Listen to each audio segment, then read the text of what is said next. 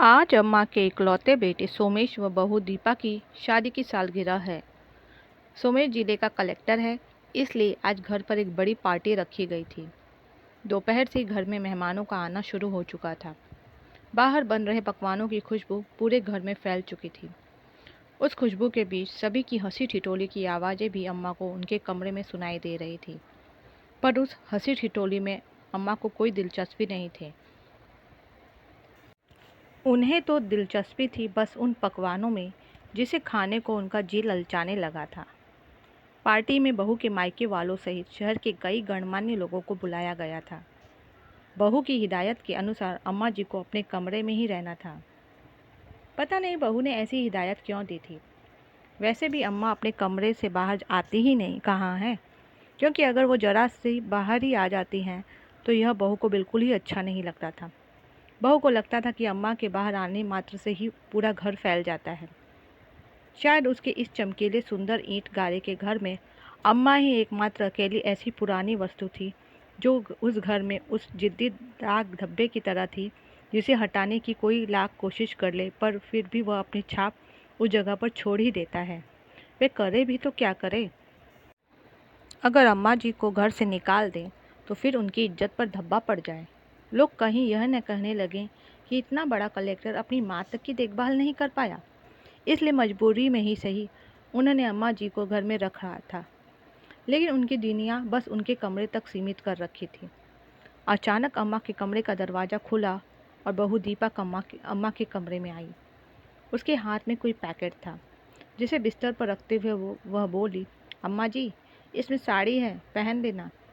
कहीं भूले भटके कोई मेहमान कमरे में आ गया तो आपकी साड़ी को देखकर हमारी इज्जत तार तार हो जाएगी।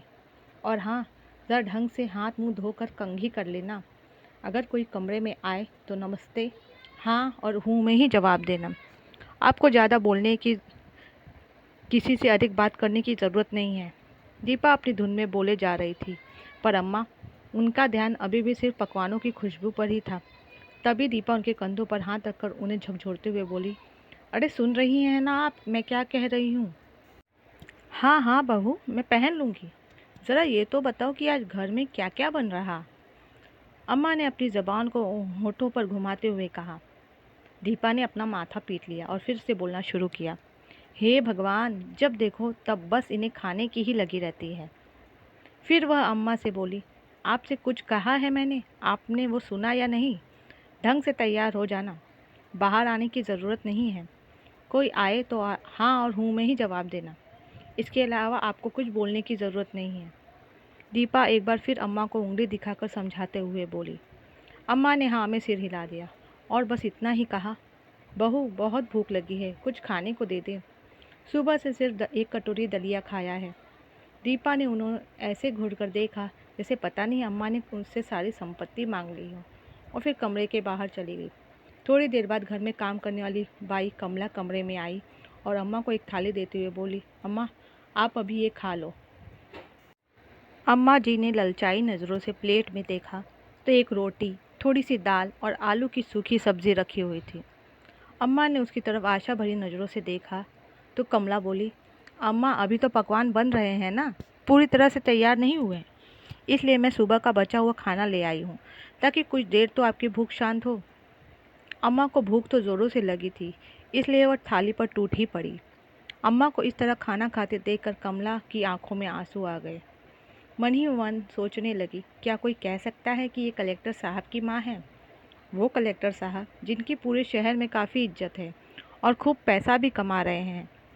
उनके बेटे बहू को देखकर तो बाहर वाले भी इनकी किस्मत पर जलन करते हैं, पर इनसे तो हमारी किस्मत लाख गुना अच्छी है।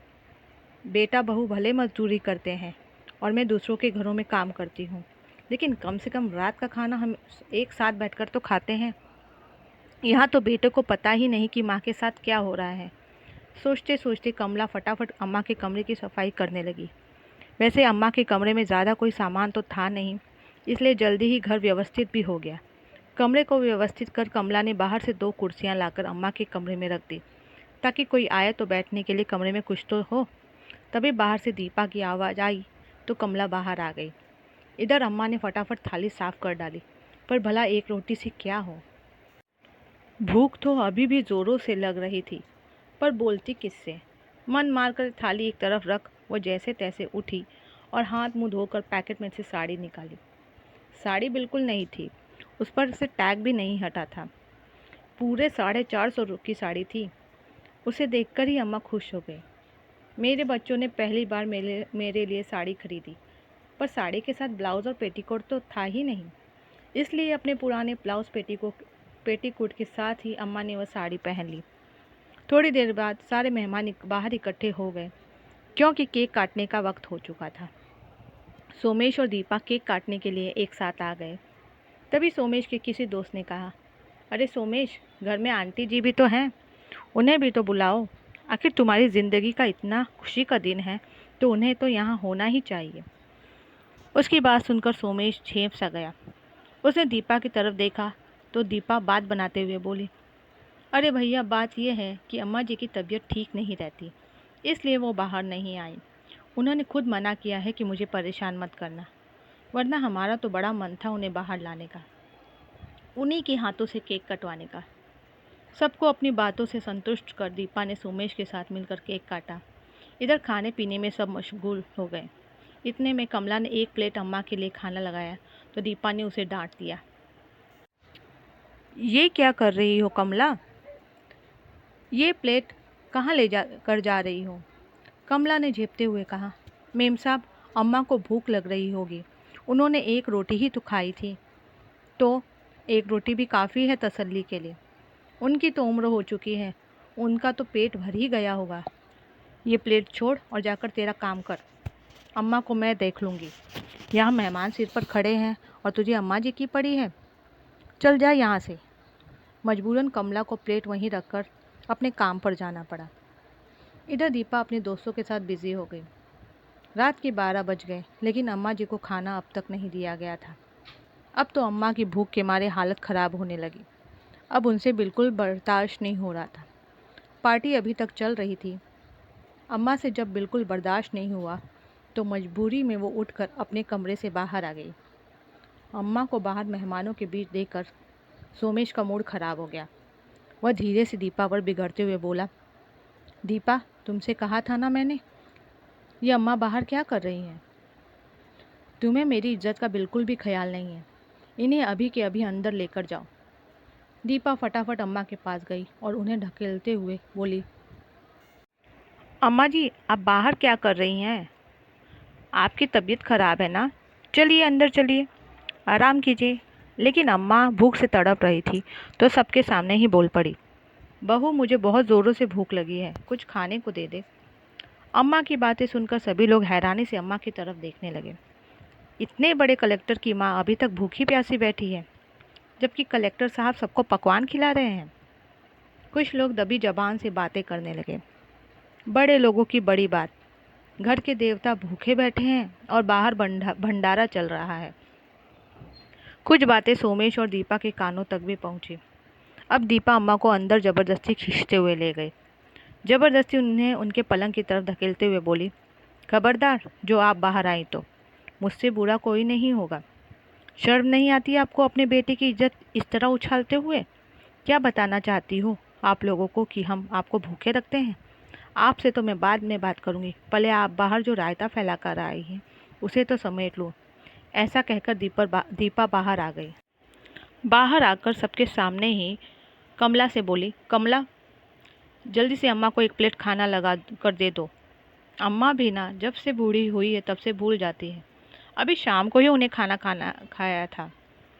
दीपा ने बात को घुमाने की कोशिश की। कमला फटाफट एक प्लेट में खाना लगाकर अम्मा को देने गई तो उसने देखा कि अम्मा रो रही थी। कमला को देखते ही अम्मा बोली, देख कमला, बहू ने कितनी ज़ोर से धक्का मारा है मुझे, मेरे हाथ पर चोट लग गई है। रोते रोते अम्मा ने अपनी चोट कमला को दिखाई, जिसमें से खून रिस रहा था। कमला अम्मा के पास बैठते हुए बोली, आप काहे इतना बर्दाश्त करती हो अम्मा जी? भला आपके पास क्या कमी है? आप बेटे बहू की मोहताज क्यों हो? मैं जानती हूँ कमला, गांव में मेरे पास ज़मीन जायदाद सब कुछ है। मैं चाहूँ तो अपने लिए नौकर भी रख सकती हूँ, लेकिन परिवार तो चाहिए ना। मैं अकेली क्या कर लूँगी? वहाँ की खेती बाड़ी से जो भी पैसा आता है वो सब भी तो बेटे व बहू रख लेते हैं। ये दोनों अच्छे से जानते हैं कि इनके अलावा मेरा कोई भी नहीं है, तो आखिर मैं कहाँ जाऊँगी। इसलिए ये लोग मेरे साथ। कहते कहते अम्मा की रुलाई छूट गई। अम्मा, आप पति के बगैर बेटे को पढ़ाकर कलेक्टर बना सकती हो तो अपने दमखम पर पूरी जमीन जायदाद तो संभाल ही सकती हो। और आप कह रही हो कि आप क्या कर सकती हो। आपके इतने बुरे दिन तो नहीं आए कि आप एक रोटी के लिए मोहताज हो जाओ। अम्मा, भले ही एक रोटी खाओ लेकिन स्वाभिमान की तो खाओ।